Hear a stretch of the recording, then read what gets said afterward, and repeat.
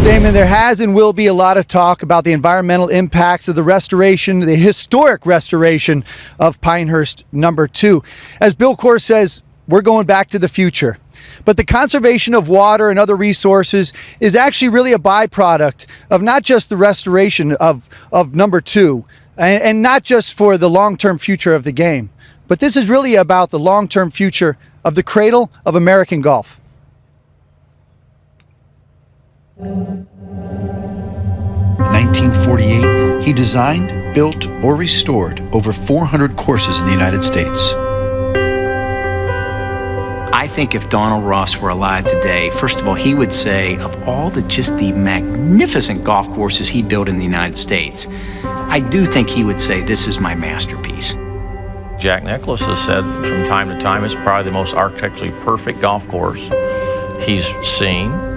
People come to No. 2 to see No. 2. They come to want to play No. 2. No matter where you go in the country, people who had never had the opportunity to play here were anxious to get here. It's a jewel. If there's a St. Andrews to golf in America, most would say it's Pinehurst. Over 100 years old and host of multiple professional and amateur championships, this nation's old course is No. 2. I think Ross's course probably started changing a little bit when he died in '48. And I think it got a little bit more manicured. I think a lot of the areas were thinned out. And pretty soon that golf course visually looked like any Southern club about anywhere. There were a lot of people that questioned where we had gone with the golf course. A lot of those distinctive sandy elements had been lost just slowly over time. What had happened really back in the 1970s is that was replaced with Bermuda grass rough. And then for the U.S. Opens, that rough just got narrower and narrower. After decades of age and layers of paint, it was time to consider going back to No. 2's original wood finish. The golf world has always respected that golf course. And if you don't have that day in and day out, you cannot just be a place that just hosts the Open. It's got to be more than that. We can't be viewed in the light we're at. It has to be in its purest form. It has to be what Ross intended. It's a national treasure, and we had to restore it. And he said, if we do this, who would we work with? It was a lightning bolt out of the blue sky to us. We had no inclination it was coming. We'd heard no rumors of any work at Pinehurst or anything. When we met with Bill and finally decided we're going to do it, Bill and Ben said, "What area are you looking at? You know, what are we taking it back to?" And almost in unison, Bob Dedman and I looked him right in the eye and said, "That's up to you."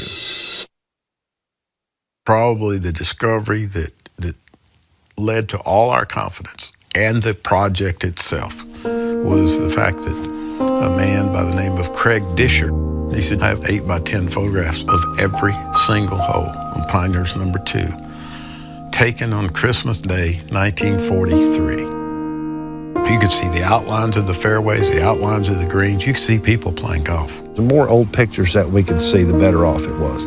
You can pick up so many things. You pick up edges of bunkers, edges of the fairways, what the rough looked like. So many things. It's so revealing.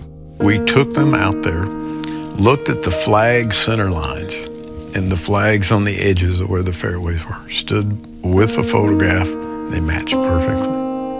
We had the proverbial roadmap to what was. It's one thing to have discovered old images and newfound confidence, but before they'd commit, Bill Corr and Ben Crenshaw needed more. If you're talking about undertaking this restoration prior to the Open Championships, where does the USGA come in on all this? I don't think they actually believed it at first. It took us going out on the golf course and Bill and Ben saying, well, here's what we'd like to do on the first hole. Are you okay with that? Yeah, we're fine with that. When Mike gave us that green light, so to speak, and Don Padgett and Bob Dedman had said, go for it, we were in.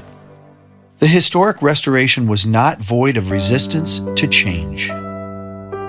as I'm walking out of here late one day and the restoration had just begun and grass is going off the course and everybody's wondering what's happening, this guy comes over and stops me on the way to my car and he goes, I don't know what the hell you're doing, but I'll tell you one thing. He said, you better not mess this up. He said, because as this golf course goes, so goes this entire town. And he turned around and walked away.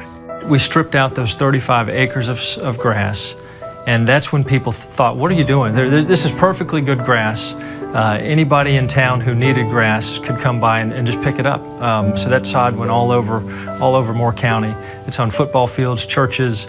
We didn't want to change it's just, I hope people understand, we didn't want to change so much, but try to enhance it. They went out on a limb hugely because they believed it was the right thing to do for Pinehurst No. 2 and for Pinehurst. And in the end, we are only left to guess what Donald Ross would say about Corin Crenshaw's restoration of the crown jewel of his prolific portfolio. I think he would come back and not only would he praise Bill Coore and Ben Crenshaw, I think he would be astonished at just how great a work they did. I think Donald Ross would be beyond proud. In fact, I think he'd be so proud, he might say, this course was designed by Donald Ross, Bill Coore, and Ben Crenshaw. I hope that he would be compatible with what we did off of the fairways, because that's what was there in its native surroundings. I don't know that I've ever been involved in anything business-wise that's been as well received as what this restoration has. There probably has never been a greater contrast in the presentations of two golf courses for major championship play than there was between the Masters Championship this year at Augusta and what you're going to see here at Pinehurst. Funniest thing after it was all over, Bob Dedman and I were in my office, and Bob looked at me in the eye and he goes, well, Pads, he goes, this is going to be either the smartest thing we ever did or the stupidest thing we ever did. Did we make the right calls? I don't know. You're going to get a lot of opinions here pretty soon.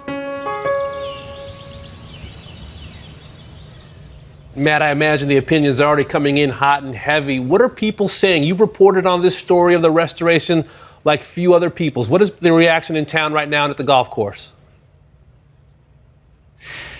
Damon, honestly, I've been here now 2 days. I've been hanging out with Bill and Ben. I've been hanging out with the powers to be at Pinehurst. I've been asking questions of players. I have yet to hear anybody be critical of the restoration, the decision to restore. I just think this is, as Don Padgett said, this is one of the most successful things that I've certainly seen. You're talking about Pinehurst No. 2. We're talking about one of the most popular public golf courses in America, in the world. And they rolled the dice, and you know what? They won.